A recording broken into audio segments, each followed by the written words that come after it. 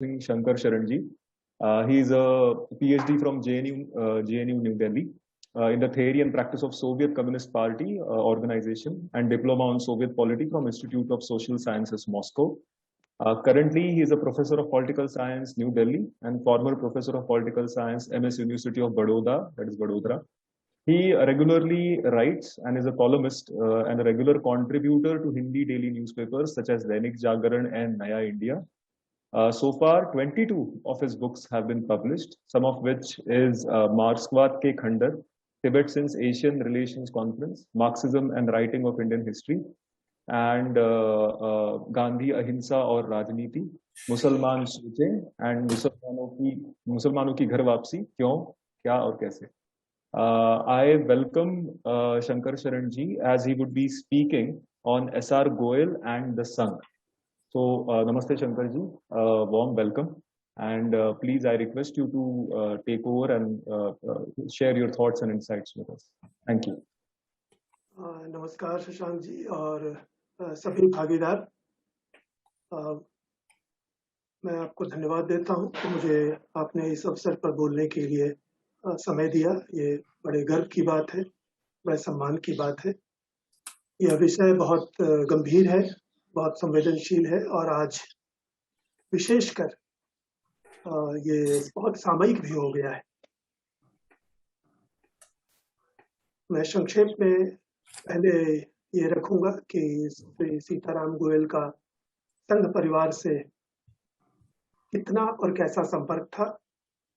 फिर मैं ये रखूंगा कि उन्होंने उनके बारे में क्या अंतिम निर्णय दिया, अपना मूल्यांकन किया, और फिर मैं इस बात की तुलना करूंगा कि जो निष्कर्ष उन्होंने संघ परिवार के बारे में दिए थे, आज 20 वर्ष के बाद, बल्कि कहना चाहिए 25 वर्ष के बाद, क्या वे निष्कर्ष कहीं गलत हुए हैं या सही, अधिक सही लग रहे हैं, या उसमें किसी संशोधन की आवश्यकता है. तो मैं इन 3 बिंदुओं पर संक्षेप में अपनी बात रखूंगा. कुछ बातें लोग जानते हैं, लेकिन मुझे लगता है कि देश में अधिकांश लोग इन बातों से परिचित नहीं. सबसे पहली बात तो यह कि संघ परिवार से श्री सीताराम गोयल का संबंध 50 वर्षों से भी ज्यादा रहा, छिटपुट और बहुत करीब से और हर तरह का. सबसे पहली बार वो 1942 में उनसे संघ के स्वयंसेवकों ने, विद्यार्थियों ने संपर्क किया जब वे दिल्ली विश्वविद्यालय में इतिहास के विद्यार्थी. उसके बाद 1952 में जब कलकत्ता में श्री सीताराम गोयल ने कम्युनिज्म के विरोध में एक शिक्षण और जन जागरण अभियान शुरू किया, तब फिर से संघ के नेताओं ने उनसे संपर्क किया और वो काफी अच्छा चला.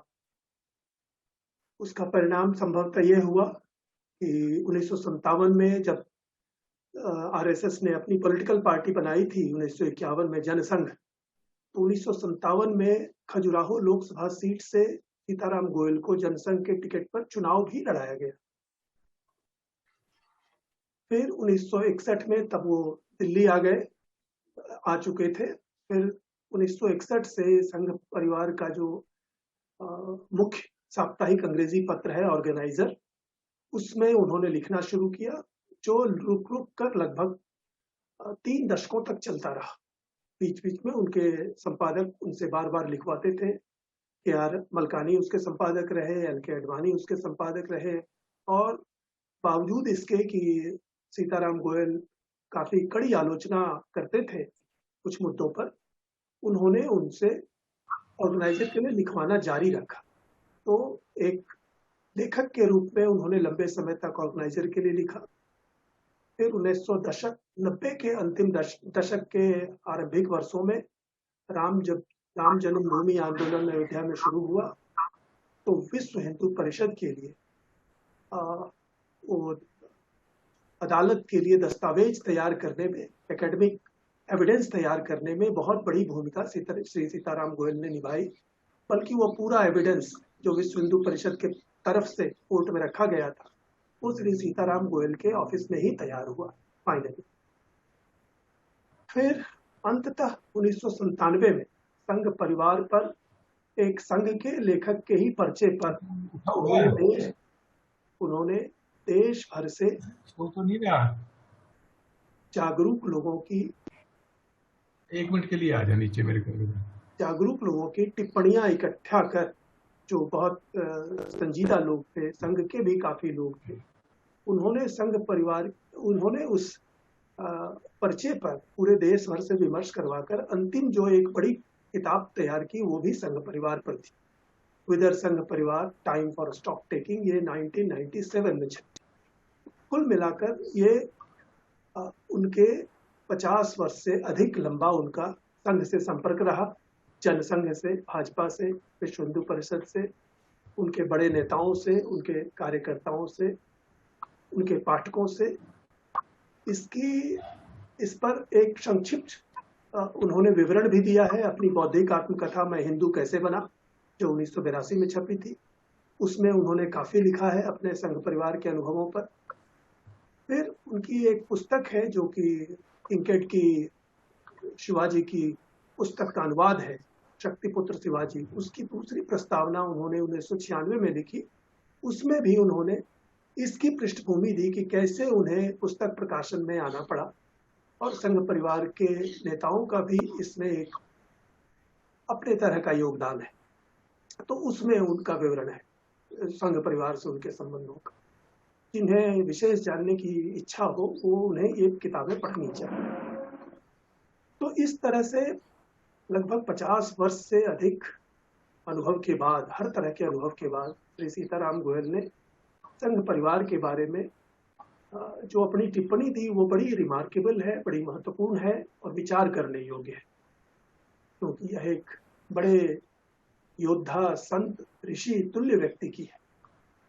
उन्होंने लिखा था संघ के बारे में, किसी संगठन के जीवन में एक बिंदु आता है जब अपनी ही चिंता करने में उसके मूल लक्ष्य ओझल हो जाता है। ये उन्होंने बहुत ही संयत रूप से, लेकिन ऐसा मुझे लगता है कि इसमें लगभग सारी बातें इसमें आ जाती। लेकिन जो बातचीत होती थी या मौखिक रूप से, उन्होंने इन बातों को कुछ ज्यादा साफ और बिल्कुल बेलाग लिखा था और दो टूक कहा था। उसमें उनकी कुछ बातें अब धीरे धीरे काफी प्रचलित भी हो गई हैं, जिसमें मुख्य बातें ये हैं। वे कहते हैं, सीताराम गोयल ने संघ के बारे में कहा कि पूरे विश्व इतिहास में वज्र मूर्खों का सबसे बड़ा एकत्रित संगठन राष्ट्रीय स्वयंसेवक संघ है।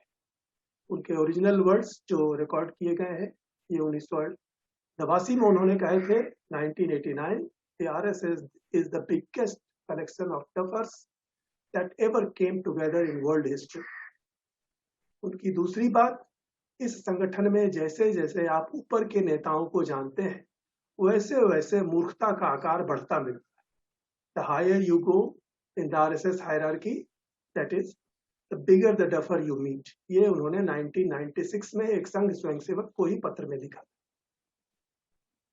तीसरा उनका मूल्यांकन था जो बहुत गंभीर है। आरएसएस हिंदू समाज को एक ऐसे फंदे की ओर ले जा रहा है जिससे इसका निकल सकना शायद संभव ना हो। ये उन्होंने 1994 में कहा था, The RSS is leading Hindu society into a trap from which it may not recover। उन्होंने एक और मूल्यांकन किया था अपने लंबे अनुभव से, यदि संघ भाजपा का पतन नहीं होता तो हिंदू समाज का पतन तय है। ये उन्होंने 2003 में कहा था, लगभग अपने अंत के समय। Hindu society is doomed unless this RSS BJP movement perishes. एक और जो संघ के ही एक बुजुर्ग व्यक्ति ने अपनी स्वयं कहा है, क्योंकि वो उस मीटिंग में थे, उन्होंने कहा कि 1994 में विट्ठल भाई पटेल भवन दिल्ली में एक मीटिंग हुई थी जिसमें तब के संघ सर कार्यवाह श्री सुदर्शन, के.आर. मलकानी, वसंतराव ओक, राम स्वरूप, जो मुरली मनोहर जोशी जी, देवेंद्र स्वरूप, अरुण जेटली सहित लगभग 30 के लोग थे। वहां उन्होंने, सीताराम गोयल ने कहा, मैं इस मंच से घोषणा करता हूं कि राष्ट्रीय स्वयंसेवक संघ से राष्ट्र का अहित होगा, अहित होगा, अहित होगा। जैसा आप देख सकते हैं कि ये पांचों बातें किसी क्षणिक आवेश में नहीं कही गई, ये अलग अलग सालों में, और एक उसमें कंसिस्टेंसी है। और जैसा मैंने कहा कि एक ऋषि तुल्य लेखक, योद्धा और मनीषी की बात है, जिनके बारे में ये भी ध्यान देना चाहिए कि उनकी बातें, लिखी हुई बातें ओल्ड प्रिंट में है, उनकी शायद ही कोई बात अभी तक गलत साबित हुई है तथ्य के लिए या तर्क के दृष्टि से।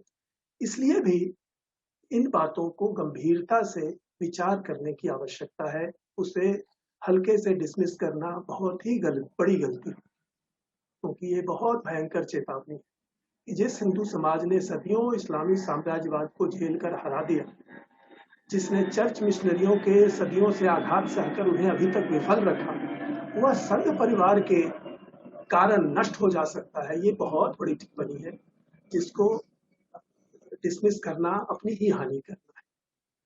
अब इसकी व्याख्या या इसकी चर्चा ही चूंकि नहीं होती, इसलिए हम लोग इस पर ज्यादा कल्पना नहीं कर पाए हैं कि इससे उनका मतलब क्या था। ऐसा कैसे हो जाएगा कि जो हिंदू समाज हजार साल से लड़ करके बचा रहा, वो अपने ही लोगों के हाथों मारा जाएगा या उनके कारण खत्म हो जा सकता है। ये इससे पीछे उनका मतलब क्या था? शायद ये मतलब था, जो मैं समझता हूँ, कि संघ परिवार की इतनी बड़ी ढाल, इतना बड़ा सहारा, या उनकी अकर्मण्यता, उनकी नासमझी और समाज और शासन पर या संगठनों पर उनका एकाधिकार, शायद इसका लाभ उठाकर इस्लामी चर्च मिशनरी तंत्र और उनके वामपंथी सहयोगी ये सभी हिंदू समाज को ऐसा विवश और बांध दे सकते हैं कि फिर उन्हें हराने लायक हिंदू समाज इस बार बचेगा ही नहीं। शायद उन्होंने ये समझा था, शायद कुछ और समझा था। इस पर लोगों को चर्चा करनी चाहिए। लेकिन मैं इतना जरूर समझता हूँ अपने भी अनुभव से, आखिर 25 वर्षों का मैं कह सकता हूँ मेरा भी अनुभव है अवलोकन का, देखने का, विश्लेषण का, अध्ययन का, पहले का भी अगर जोड़ दिया जाए, तो ये अनुभव मेरे अपने विवेक से ये बताते हैं कि सीताराम गोयल ने बहुत सोच समझकर ये बातें कही थी और वो बातें अभी तक गलत साबित नहीं हुई। और इसीलिए किसी नेता या संगठन की दिन रात वाहवाही करने से, जिनको इसकी आवश्यकता भी शायद नहीं है, उससे ये अधिक जरूरी काम है कि हम इस पर खुला विचार विमर्श करें। लेकिन इस पर कोई मुंह नहीं खोलता, वे लोग भी जो कुछ न कुछ इसको सही समझते हैं। और मेरे अनुमान से ये भी सीताराम गोयल की चेतावनी की एक पुष्टि ही है। और इसीलिए सभी सुचिंतितों को सोचना चाहिए कि वह बातें कितनी सही और कितनी गलत साबित हुई है, जबकि वह संगठन, संघ परिवार बढ़ता गया है, यहाँ तक कि अकेले केंद्रीय सत्ता पर भी वह काबिज हो चुका है। इसलिए मैं जरूर कहूंगा कि जिन्हें वो चेतावनी बेढब लगे, जिनको ये लगे कि वो चेतावनी बस ऐसे ही दे दी गई, किसी खपती व्यक्ति ने या किसी दुखी व्यक्ति ने अपने मन से कुछ ऐसी बात कह दी, उनको इस पर सोचना चाहिए कि ये एक संत स्वरूप योद्धा की वाणी है, जिसने 5 दशक से अधिक समय तक विपरीत परिस्थितियों में हिंदू समाज के सभी सभ्यतागत शत्रुओं से लोहा लिया और इसमें वो कभी भयभीत नहीं हुए। उनकी जीवनी पढ़नी चाहिए कि जवाहरलाल नेहरू से लेकर के चर्च मिशनरियों तक और इस्लामियों तक उन्होंने सबसे लड़ाई लड़ी और कभी इस पर संकोच नहीं किया। यही नहीं, साथ समय समय पर, बल्कि कहना चाहिए अंत तक, उन्होंने संघ परिवार को निस्वार्थ रूप से सहयोग भी दिया, उनके साथ निकट से विचार व्यवहार किया। इसलिए मैं समझता हूं कि उनका अवलोकन दीर्घ अनुभव पर आधारित है। उसकी उपेक्षा करना हिंदू समाज के लिए घातक हो सकता है। तो मैं समझता हूं कि उनका आकलन शुरू से इस रूप में देखा जा सकता है कि उन्होंने पाया कि जनसंघ शुरू से ही जो संघ परिवार ने अपनी पार्टी बनाई, आरएसएस ने अपनी जो पार्टी बनाई, सीताराम गोयल ने नोट किया कि ये शुरू से ही हिंदू महासभा से इस बात में भिन्न थी कि हिंदू हित और सेकुलरिज्म के मुद्दे पर वह ढुलमुल, अस्पष्ट और आंख मिचौली की मुद्रा में थी शुरू से। फिर उन्होंने 1957 में जब उनका निकट से राजनीतिक संपर्क हुआ उस लोकसभा चुनाव के दौरान, और इसका विवरण उन्होंने how I became a Hindu में दिया है लास्ट चैप्टर में, उसमें उन्होंने कहा कि जब उस चुनाव अभियान के दौरान जो संघ और जनसंघ के आलोचक थे, उन्होंने उनको कहा वे कांग्रेस और बीजेएस, भारतीय जनसंघ की नीतियों पर अंतर पर वो ज्यादा बातचीत न करें। उन्होंने, अब मैं उनको उद्धृत करता हूं, ये सीताराम गोयल के शब्द हैं, अंडर कोट, उन्होंने मुझे बार बार कहा कि मैं कांग्रेस को बेईमान समाजवादी और सेकुलर तथा भारतीय जनसंघ को ईमानदार समाजवादी और सेकुलर कहूं। आयोजकों ने मुझे मुस्लिम इलाके वाली मीटिंगों में गोहत्या पर प्रतिबंध की मांग न करने और पाकिस्तान के विरुद्ध कुछ न कहने की चेतावनी दी। अंततः उन्होंने मुझे अपने भाषणों में बीच बीच में अंग्रेजी शब्दों और मुहावरों का प्रयोग करने के लिए कहा ताकि लोग मुझे अशिक्षित न समझें। मुझे ये सुझाव पसंद नहीं आए। अनकोट।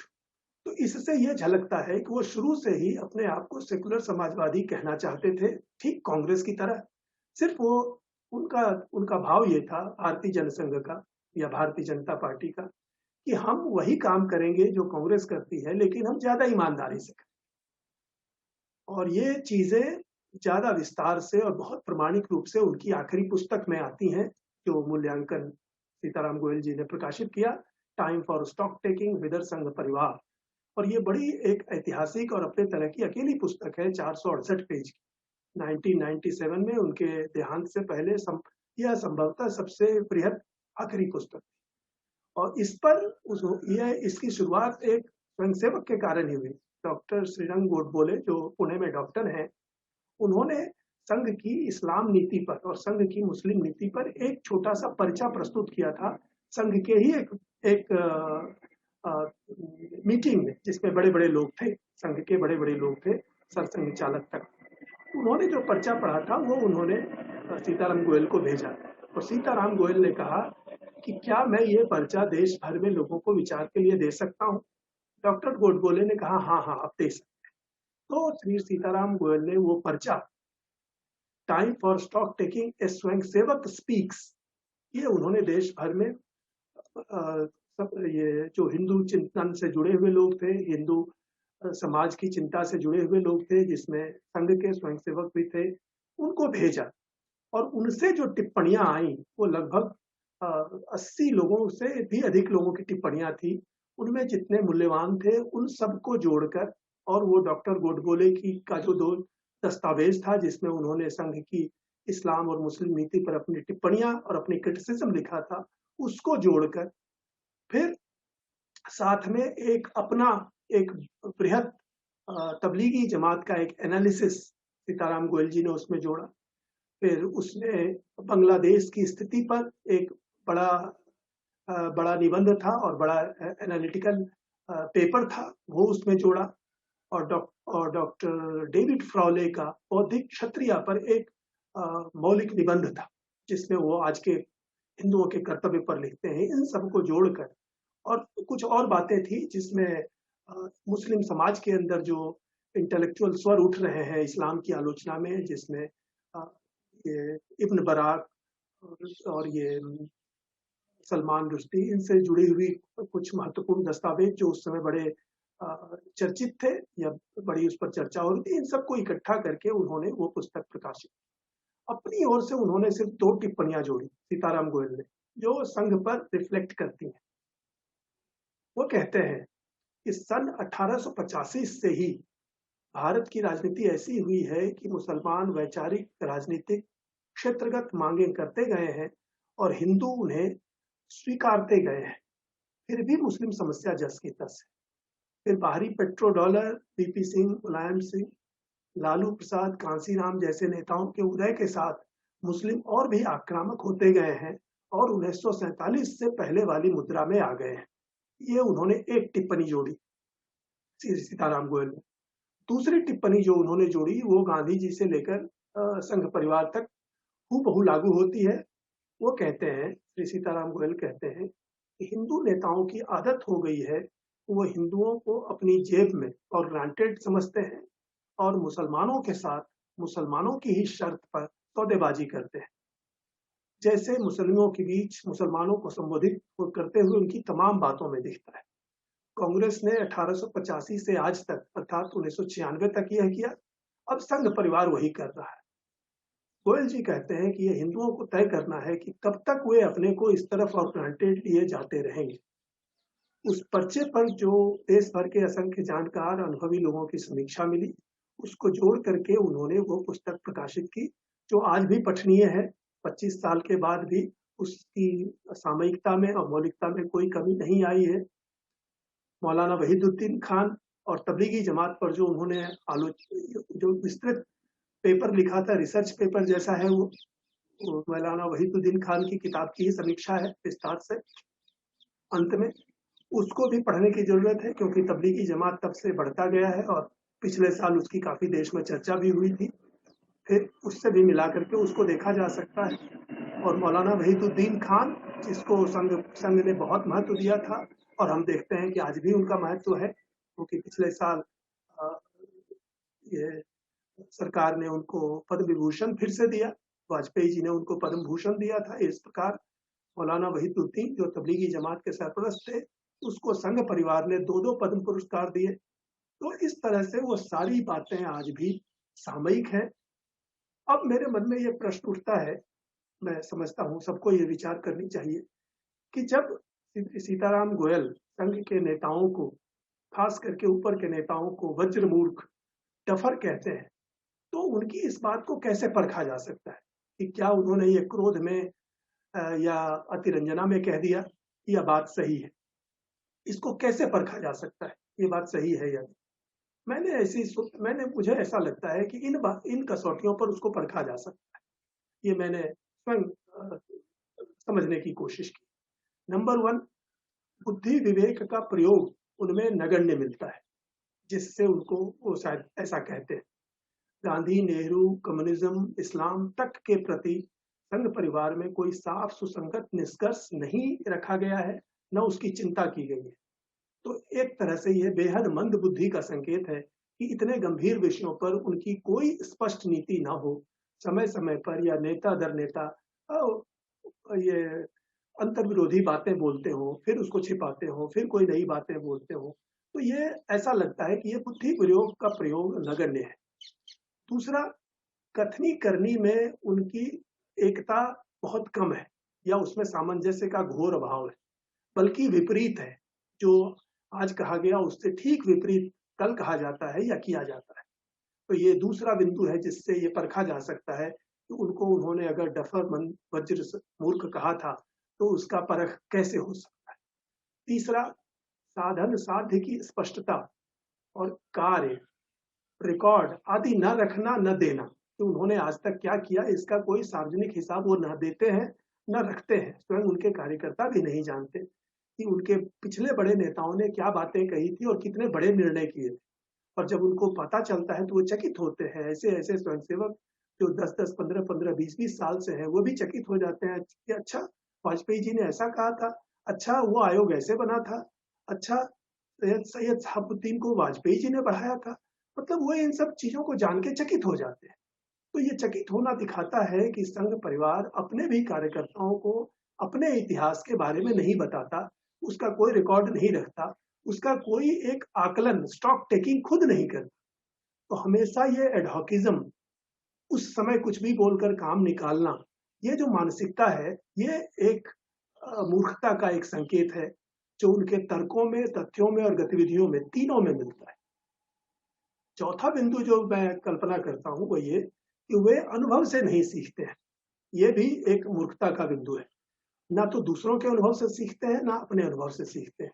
पिछले काम, पिछले बयान, पिछली पुस्तकें आदि वो छिपाने लगते हैं। बल्कि उन्होंने अपने भी बड़े नेता की एक पुस्तक को कैंसिल कर दिया, जबकि इसका उनको कोई अधिकार नहीं था। किसी पुस्तक को उसका लेखक ही हटा सकता है, लेकिन उन्होंने ऐसा किया।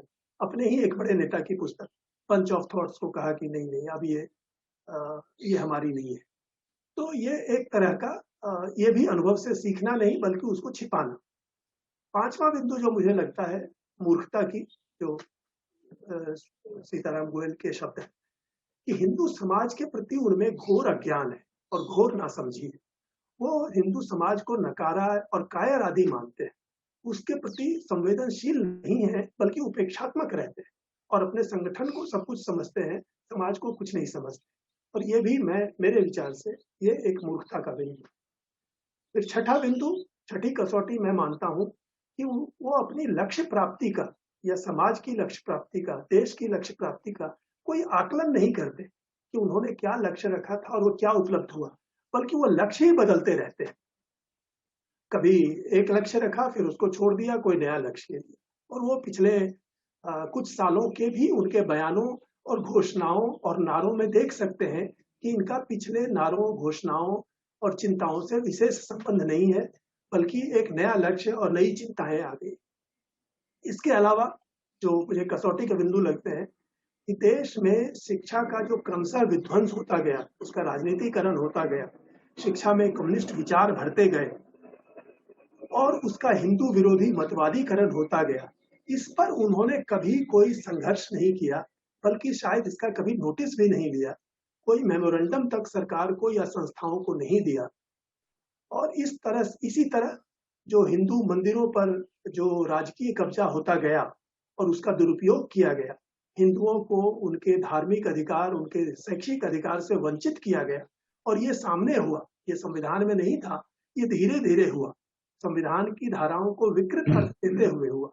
तो ये जो पिछले 50 सालों में हुआ, इस पर भी संघ परिवार की कोई संवेदना दिखाई नहीं पड़ती कि उन्होंने इस पर कभी कोई मेमोरेंडम भी दिया, कभी कोई विरोध भी किया या कभी इसका नोटिस भी लिया। तो मैं समझता हूँ कि ये भी उनके डफर होने का एक कसौटी हो सकता है कि कोई बिल्कुल असंवेदनशील या मूर्ख संगठन या नेता ही ऐसा कर सकते हैं कि इन विचारों पर जिस समाज के वो प्रतिनिधि हैं, उसकी सबसे मूल अधिकारों पर चोट पड़ती रहे और वो उस पर कुछ बोले तक नहीं, कोई उसका नोटिस तक न ले, बल्कि उसमें समर्थन दे।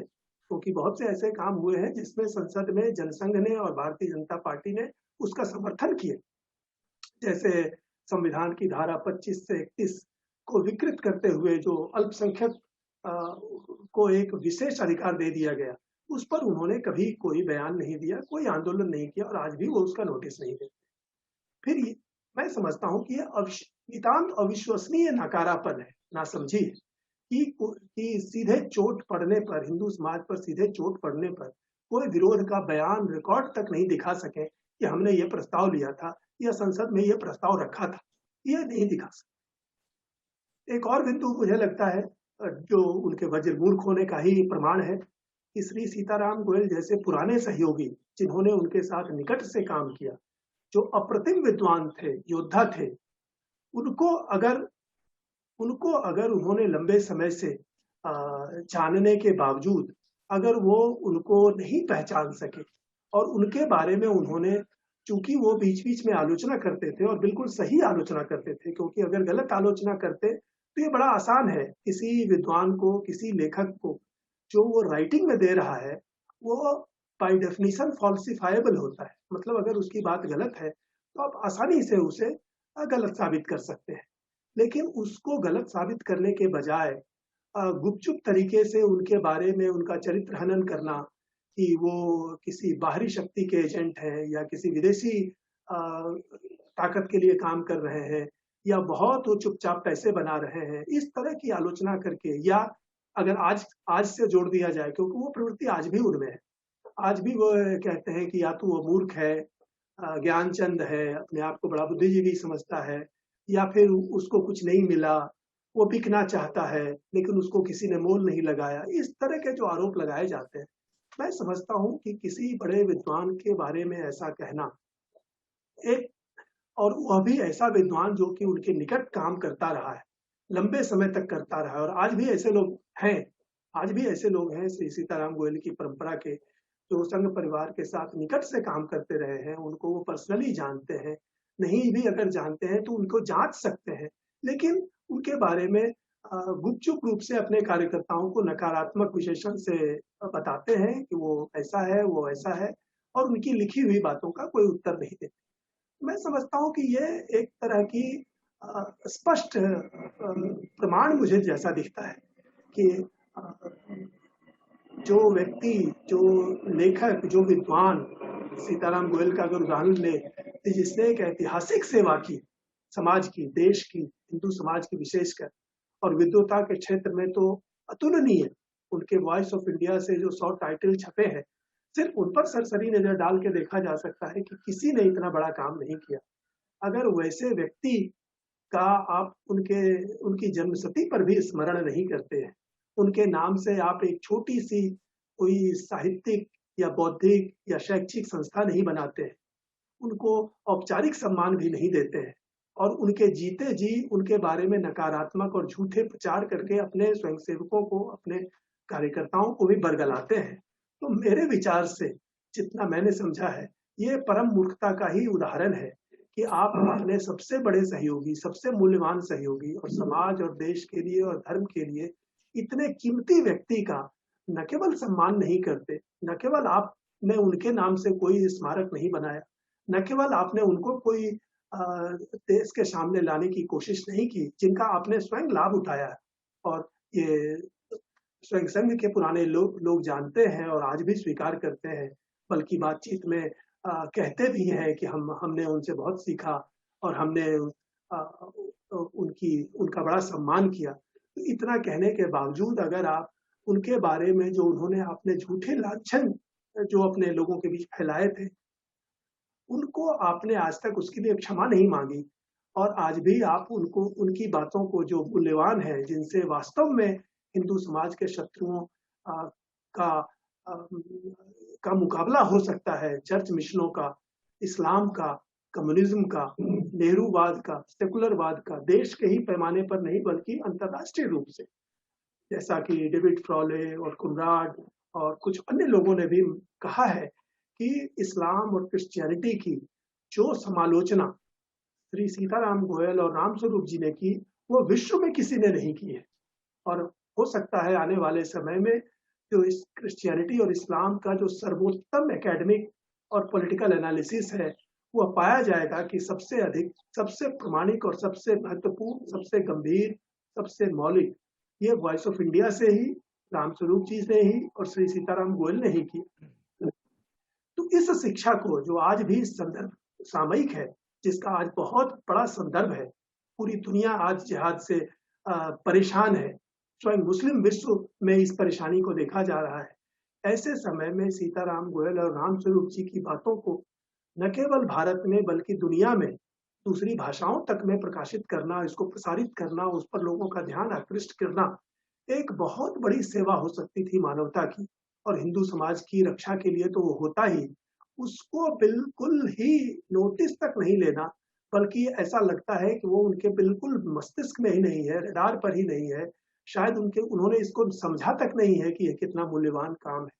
अगर ये स्थिति है तो मेरे अपने मूल्यांकन से भी यह परम मूर्खता के अलावा और कुछ नहीं कहा जा सकता कि आपके हाथ में वज्र जैसा अमोघ हथियार हो और आप डंडा और छड़ी खोजते फिर रहे हो, पूरे देश में जमा करते फिर रहे हो, और उसका आप इस्तेमाल तो छोड़िए, आप उसको छिपाने की कोशिश कर रहे हैं, बल्कि उसको आप एक तरह से लांछित करने की कोशिश कर रहे हैं। ऐसे भी आज यूनिवर्सिटी में काम करने वाले ऐसे स्वयंसेवक हैं जो कहते हैं कि नहीं वो सब चीजें मत पढ़ो, अपने कार्यकर्ताओं को कहते हैं। और जो ये पार्टी के जो पर्चे और झूठ मूठ के प्रचार होते हैं नेताओं के, वो उस पर पूरा ध्यान केंद्रित करते हैं। अगर आज ये स्थिति है, जब बंगाल में, कश्मीर में, केरल में, यहाँ तक कि बिहार, यूपी जैसी जगहों में भी जिहाद की चोट अब हिंदुओं को जलाने लगी है और नए सिरे से वो स्थिति आ रही है जो 1940 से 47 के बीच थी। अगर ऐसी स्थिति में संघ के ऐसे स्वयंसेवक, भाजपा के ऐसे कार्यकर्ता जो बौद्धिकों के बीच में काम करते हैं, यूनिवर्सिटी में काम करते हैं, अगर उनको इस बात का सेंस नहीं है कि सीताराम गोयल और वॉइस इंडिया के काम कितने मूल्यवान है और उनको कितनी सहायता पहुंचा सकते हैं, हिंदू समाज को और देश को उसकी कितनी आवश्यकता है, अगर उनको इस बात का अंदाजा नहीं है, अगर उनकी जन्मशती पर संघ और भाजपा के बड़े लीडर एक मामूली ट्वीट नहीं कर सकते, एक मामूली शुभकामनाएं, मामूली बधाई नहीं दे सकते, मैं तो यही समझता हूँ कि श्री सीताराम गोयल ने जो संघ का मूल्यांकन किया था वो अब बिल्कुल सही साबित हुआ है और उनकी नई पीढ़ियां भी वही काम कर रही हैं जो उनकी पुरानी पीढ़ियों ने काम किया। चूंकि उनकी पुरानी पीढ़ियों के नेताओं के काम अब छिपा लिए गए हैं, जैसा आप देख सकते हैं कि वो स्वयं अपने नेताओं की बात को भी कैंसिल कर देते हैं, स्वयं नेताओं को कैंसिल करने की कोशिश करते हैं जब वो सत्ता से बाहर हो जाते हैं या मेन लाइन से छूट जाते हैं। तो ये एक तरह की मूर्खता ही है जो मैं समझता हूँ कि पूरी दुनिया में, डेमोक्रेटिक वर्ल्ड में कहीं इस तरह से नहीं होता। यह सिर्फ कम्युनिस्ट देशों का प्रचलन रहा है कि स्टालिन चले गए तो स्टालिन के सिर पर सारी चीजें डाल करके पार्टी को कहा जाए कि पार्टी तो बहुत अच्छी है, वो स्टालिन बुरा था। उसी तरह और उसी तरह चीन में हुआ, उसी तरह ईस्ट यूरोप के कई देशों में हुआ। ये कम्युनिस्ट परंपरा है कि नेताओं को इतना अधिक महत्व देना, पहले उनको देवताओं की तरह पूजा करना और फिर बेचारे जब वो सत्ता से बाहर हो जाएं या उनकी कोई गलत या मूर्खताएं या भयानक काम उनके सामने आए तो उन्हीं को छोड़ देना। ये संघ परिवार ने ये नीति अपना रखी है। छोटे और मंझोले पैमाने पर ये कई बार कई नेताओं के साथ देखा जा चुका है। तो मैं तो यही महसूस करता हूँ कि सीताराम गोयल ने जो संघ के का जो मूल्यांकन किया है, संघ के साथ जो अपने अनुभव लिखे हैं और उनको आज के घटनाओं से मिला करके देखना चाहिए। उन्होंने अपनी पुस्तकों में जहां तहां जो टिप्पणियां की हैं और खास करके ये time for stock taking with संघ परिवार, वो आज बिल्कुल ही सामयिक दस्तावेज है और जिसमें स्वयं कम से कम 20-25% सामग्रियां संघ के पुराने लोगों द्वारा लिखी गई हैं, बल्कि उसका मूल दस्तावेज तो संघ के ही एक प्रखर व्यक्ति का लिखा हुआ है जो आज भी सक्रिय है, डॉक्टर श्रीरंगोट गोले। उन सारे बिंदुओं को और खास करके हाल के 2 वर्षों में जो इस्लाम पर और मुसलमानों पर संघ के नेता खास करके और भाजपा के नेता भी जो सत्ता में है वो जो बयान देते रहे हैं, जिस पर स्वयं संघ के कई लोग निराशा व्यक्त करते हैं, उन सबको जोड़ करके आज उसकी समीक्षा करने का, फिर से उसका अध्ययन करने का अवसर है। अगर जिनके पास साधन हो, जिनके पास अवसर हो, संस्थाएं हो, उनको तो उन चीजों को भारत की अन्य भाषाओं में भी ला करके लोगों को खुला विचार विमर्श करने के लिए कहना चाहिए और इसको बिल्कुल इमरजेंसी एक्टिविटी के रूप में लेना चाहिए, बिल्कुल जैसे आपातकाल आ गया। क्योंकि मैं सोवियत और अंतर्राष्ट्रीय अध्ययन का विद्यार्थी रहा हूं, मैं आपको प्रामाणिक रूप से बता सकता हूं कि दुनिया में कई बार बहुत बड़ी राजनीतिक उथल-पुथल बिल्कुल निःशब्द हुई है। 2 साल पहले, 1 साल पहले, 4 महीने पहले तक किसी को पता नहीं होता था कि कितना बड़ा परिवर्तन होने वाला है। तो मैं तो यही समझता हूँ कि अगर सीताराम गोयल जी की बातें, उनके मूल्यांकन गलत थे, तब तो चिंता की कोई बात नहीं है।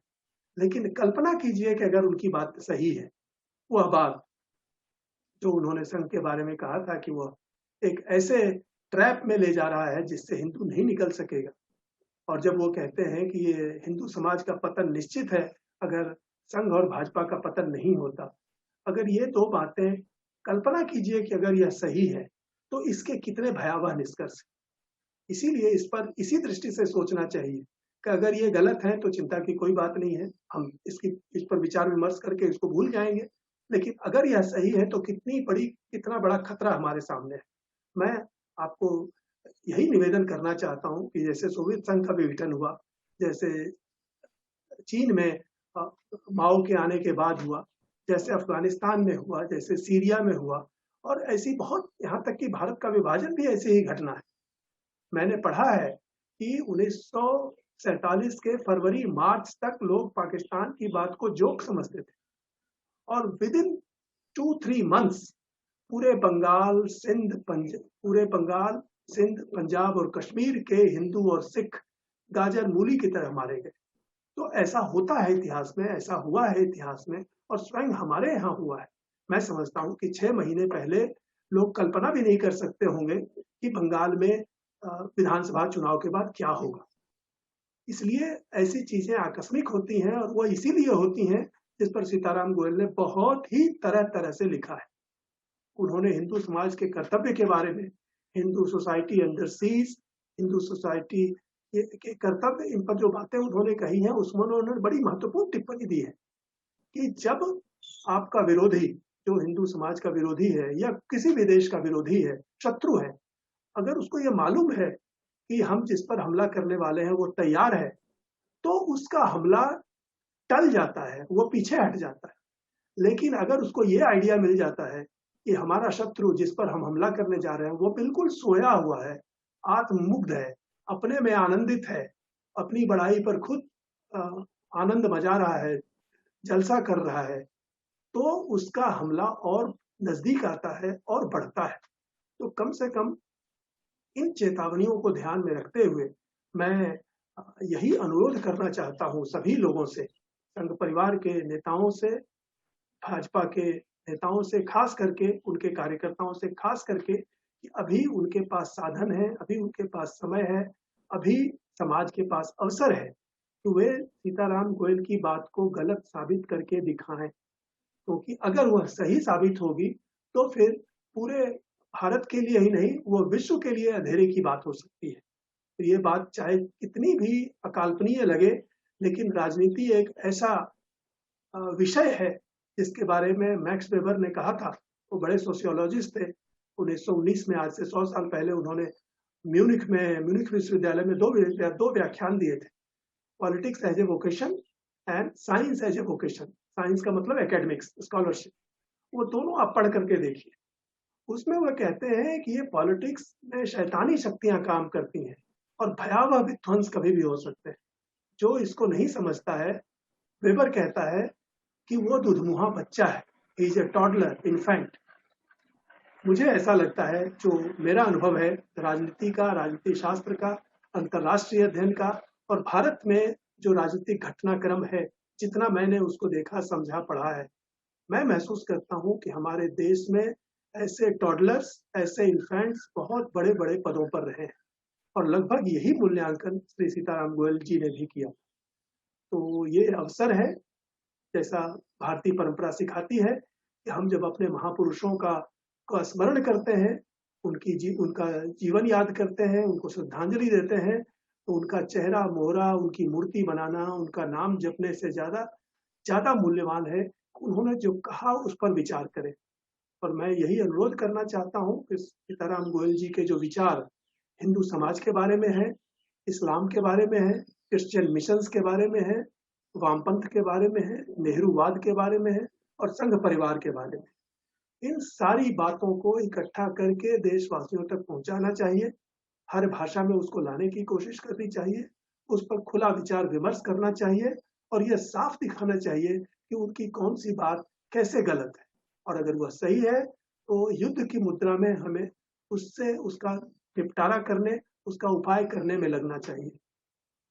24 घंटे नेताओं का, पार्टी का, संगठन का गुणगान करना, ये बहुत बहुत बहुत बड़ी डफरनेस है, बहुत बड़ी मूर्खता है। और ये मैं प्रामाणिक रूप से कह सकता हूं कि सोवियत संघ में कम से कम स्टालिन के बाद 1956 से लेकर के क्रुश्चेव के बाद तो बिल्कुल नियमित रूप से 1960 से 1985 तक पूरे 25 साल सिर्फ यही काम हुआ था जो संघ परिवार के लोग करते रहते। पार्टी का गुणगान, पार्टी नेता की तस्वीर, पार्टी नेता के नाम पर स्मारक, सड़क, चौराहा, बिल्डिंग, योजना, ये हूबहू कम्युनिस्ट बीमारी है। और यही करते हुए वो 25 साल रहे और ये भी कहते रहे कि दुनिया में साम्राज्यवाद, पूंजीवाद खत्म होने वाला है और समाजवाद आने वाला है। मैं लगभग वही भावना देखता हूँ कि भारत विश्व गुरु बनने वाला है, पूरी दुनिया हमारे संगठन से चमत्कृत है, पूरी दुनिया हमारे नेता से अभिभूत है। और ये मैं साफ साफ देख रहा हूँ कि जिस तरह से सोवियत संघ रूस भीतर से खोखला होता जा रहा था 1970 के दशक में, 1980 के शुरुआती दशक में, और उनके इक्का दुक्का नेता इसको समझ भी रहे थे, लेकिन कुछ इसका उपाय नहीं कर पाए क्योंकि उन्होंने स्वयं अपने आप को बुद्धि से विहीन कर लिया था, उन्होंने स्वयं अपने आप को डफर बना लिया था। तो एक अलग विषय है, मैं उस पर विस्तार से कभी बोल सकता हूँ कि सोवियत संघ ने अपनी कथित समाजवादी शिक्षा प्रणाली बनाकर अपने आप को कितना खाली कर लिया और उससे सीख करके किस तरह से चाइना ने अपने आप को बचाने की कोशिश की है अभी तक वहां की कम्युनिस्ट पार्टी ने। मैं समझता हूं कि यहाँ के संघ परिवार को सोवियत अनुभव से सीखने की जरूरत है और सीताराम गोयल की तमाम चेतावनियों को गंभीरता से लेने की जरूरत है। अपने नेतृत्व में अपने तमाम कथित बौद्धिक थिंक टैंकों को देकर उस पर विचार विमर्श करवाने की जरूरत है। अगर वो ऐसा नहीं करते तो मेरे विचार में, जितना मैं समझ पाया हूँ, वो सीताराम गोयल जी के मूल्यांकन को 100% सही साबित कर रहा है। मैं अपनी बात समय सीमा के कारण अभी यहीं समाप्त करता हूँ और अगर इस पर कोई विचार बिंदु हो, कोई आपत्ति हो, कोई प्रश्न हो तो मैं उसका उत्तर देने की कोशिश करूंगा। आप सबों को एक बार बहुत बहुत धन्यवाद। खास करके कुनराड को, जिन्होंने ये कष्ट लिया और इस कॉन्फ्रेंस का आयोजन किया, जो कायदे से भारत के किसी विद्वान संस्था एकेडमिक को करना चाहिए था, वो कुनराड एल्स्ट ने किया, जो श्री सीताराम गोयल के संभवतः सबसे प्रमाणिक आज प्रतिनिधि हैं, जो हमारा मार्गदर्शन कर रहे हैं, अपनी क्षमता भर लोगों को जगाने की कोशिश कर रहे हैं। मैं उनको बहुत बहुत विशेष धन्यवाद देता हूं। आप सबों का धन्यवाद। जी, Sushant ji. Yes, thank you doctor Shankar Sharan ji. आपके सत्यनिष्ठ और प्रखर विचारों के लिए मैं आपका आभारी हूँ, और मुझ जैसे जो नवयुवक हैं और जो समझना चाहते हैं संघ के ढांचे को और the contemporary issues that the civilization is facing, आपने जो प्रकाश डाला उसके लिए बहुत बहुत धन्यवाद।